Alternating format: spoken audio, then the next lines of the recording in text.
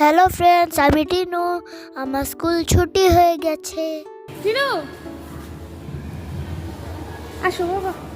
মা আমাকে নিতে চলেও এসেছে, কিন্তু আমার না স্কুল থেকে বাড়ি যেতে ইচ্ছাই করে না। স্কুলে আমার খুব মজা লাগে। দাঁড়াও, বাড়ি যাবার আগে মা সরস্বতীকে একটা কথা বলে যাই। মা গো, কেন আমার পড়াশোনা করতে ইচ্ছা করে না, শুধু খেলতে ইচ্ছা করে? বলো না একটু। মা সরস্বতী বলল কালকে বলবে। চলো তাহলে আজকে বাড়ি যাই। ওহো, পার্কটার কি অবস্থা, পুরো জলে ভরে গেছে। একটুখানি খেলতেও পারলাম না। বাইরে এসে দেখি একটাও টোটো নেই।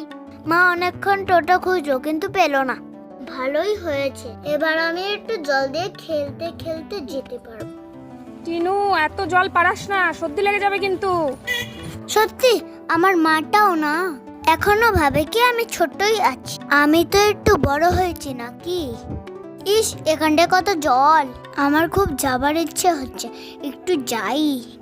ওহ, খেলতে তো সেই মজা লাগছে, কিন্তু মা,